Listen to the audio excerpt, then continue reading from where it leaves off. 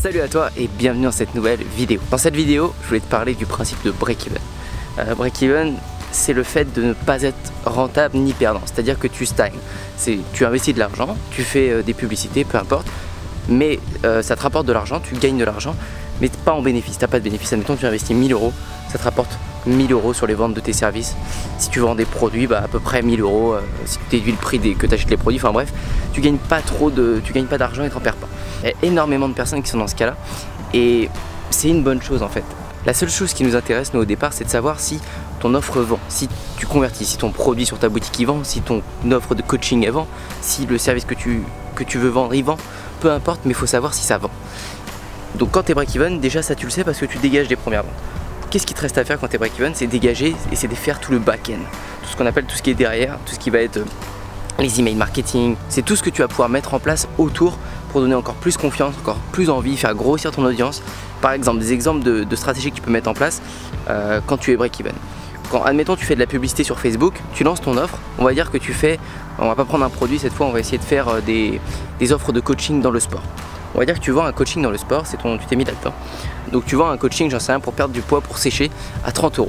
Tu vends ça, donc tu dépenses tous les jours, chaque jour, 30 € en publicité et ça te rapporte 30 € de vente. Tu fais une vente à chaque jour. Donc tu gagnes pas d'argent, t'en perds pas. Tu décides de monter le budget, demain tu passes à 60 € de pub, et tu vas faire 2 ventes, 60 €. Tu dis putain, je gagne pas d'argent, j'en perds pas, mais voilà, c'est pas ça le but. Qu'est-ce qui va se passer? D'une chose, c'est bien parce que sur Facebook, pour les personnes qui connaissent un petit peu, tu as un pixel. Un pixel, c'est un petit bout de code qui te permet de tracer les données entre ton site et ton compte Facebook, et ça permet de collecter en fait les données, de savoir les informations de l'utilisateur. Est-ce qu'il a plutôt un plus gros potentiel d'achat qu'un autre? Est-ce qu'il a cliqué sur ajout au panier ou pas? En fait, il collecte les informations et ça te permet de faire des campagnes de plus en plus ciblées. Bref, quand tu es break-even, tu perds pas ton temps. C'est-à-dire que tu collectes de la donnée déjà sur Facebook. Ensuite, qu'est-ce que tu vas pouvoir faire et mettre en place pour passer en rentabilité? Une chose déjà, la plus évidente, c'est l'upsell. C'est-à-dire qu'après la vente de la personne, il faut que tu fasses un upsell, une vente additionnelle. C'est-à-dire qu'admettons, il a acheté un coaching à 30 €. Derrière la page, tu vas lui dire merci de ta confiance, tu as acheté un coaching à 30 €. Pour te remercier de m'avoir fait confiance, voici une offre exceptionnelle que je vends d'habitude 100 € ou j'en sais rien.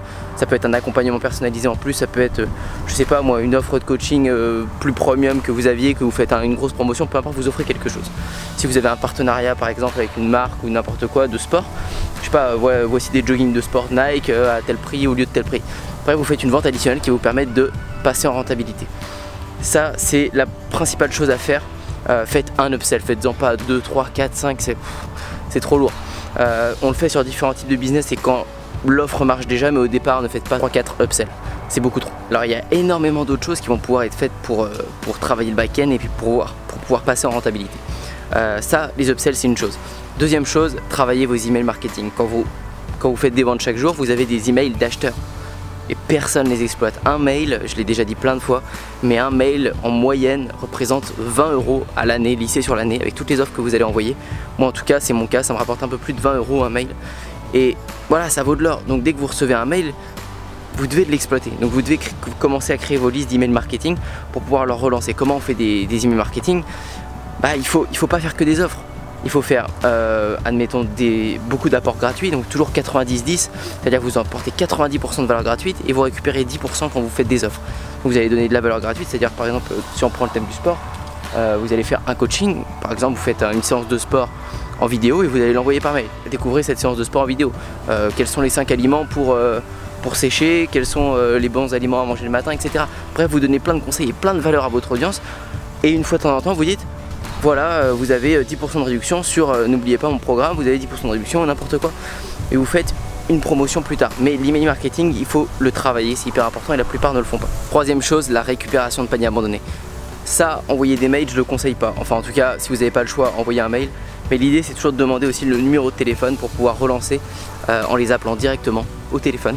Que ce soit sur une boutique e-commerce, que ce soit sur vos ventes de services, vous les rappelez au téléphone. Et s'ils ne répondent pas au téléphone, moi je ne conseille pas de laisser de message. Quand on laisse un message, moi c'est souvent mal passé, dans ce cas là je laisse un texto, je laisse un SMS.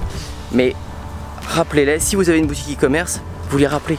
Même si vous vendez des produits en physique, j'en sais rien, vous vendez des ballons de foot, vous allez rappeler la personne en disant oui bonjour, j'ai vu que vous aviez essayé de commander sur mon site, sachez qu'il n'en reste plus que 2 en stock, ce produit est notre best-seller cette année, si vous souhaitez le réserver, n'hésitez pas, je vous le mets de côté et vous pourrez le commander dès ce soir sans problème. Bref, la personne la plupart du temps, pourquoi elle n'a pas commandé? Parce qu'elle n'avait pas confiance en votre site, parce qu'il y a eu quelque chose qui l'a bloqué. Quand vous l'appelez, elle va dire ah ok, il y a vraiment une personne derrière, ça va lui inspirer confiance. Et c'est ça qui va permettre de générer beaucoup de ventes dans le lot, en tout cas de récupérer pas mal de paniers abandonnés. Et c'est encore plus vrai pour vente de services, vente de coaching, etc. La personne la plupart du temps elle prend pas parce qu'elle n'a pas trop compris, elle sait pas trop. Il y a plein de personnes qui sont pas habituées à prendre des formations en ligne ou des coachings en ligne. Il y a des gens qui aiment le physique en vrai, enfin ils sont habitués en tout cas. Donc ils ont besoin d'être rassurés, donc le fait de les rappeler, ça va vous déclencher des ventes. Ça c'est la troisième chose, et après vous pouvez faire plein de choses à mettre en place autour de ça. C'est-à-dire essayer de diversifier les sources de trafic.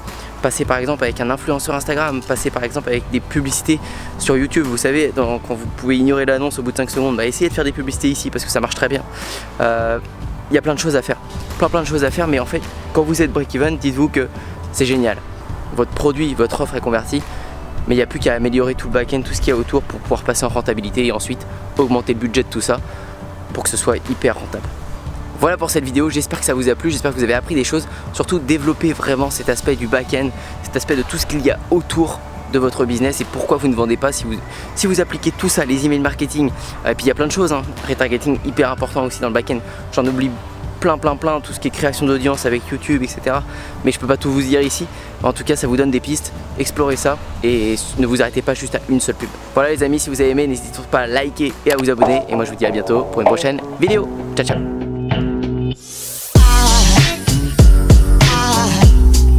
Aside from my soul.